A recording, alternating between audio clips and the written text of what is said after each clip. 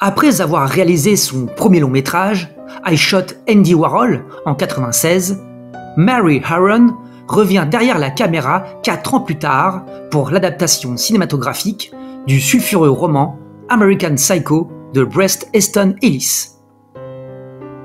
Si le film a reçu un accueil mitigé lors de sa sortie en salle, il obtiendra son statut culte bien des années plus tard. Avec ce second film, la réalisatrice dresse un constat alarmant du capitalisme et une vision brûlante de la société américaine des années 80.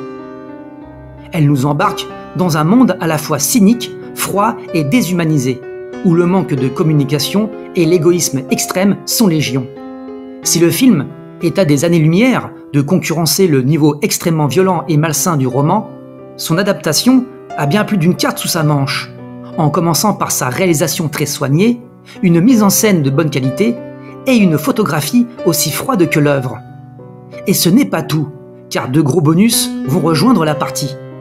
Le premier est incontestablement la formidable interprétation de Christian Bale, totalement habité par la personnalité hors norme et la complexité psychologique de Patrick Bateman, youpi de Wall Street, en quête obsessionnelle de la perfection, qui, sous sa chair, cache un être aussi inhumain, immoral et misogyne que pathétique.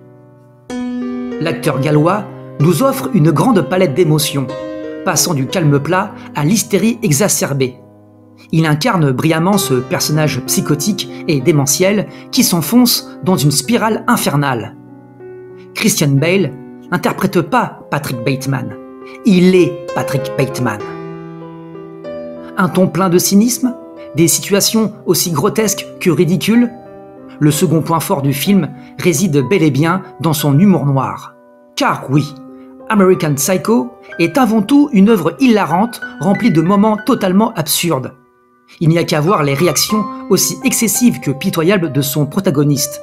On se marre rien qu'à observer sa frustration et son irritation face à des choses vraiment futiles. Alors oui, le film ne possède pas la quintessence malsaine et extrêmement graphique de son matériau d'origine, mais il reste une sacrée satire sociale dotée d'un humour noir décapant.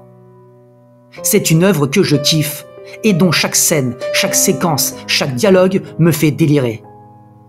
American Psycho est une œuvre faisant assurément partie de la pop culture, mais c'est aussi un film ambigu qui suscitera de nombreuses questions.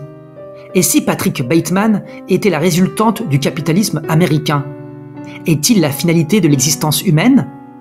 Tout ce qu'il vit est-il bien réel? Alors Patrick Bateman, réel psychopathe ou simplement victime du système?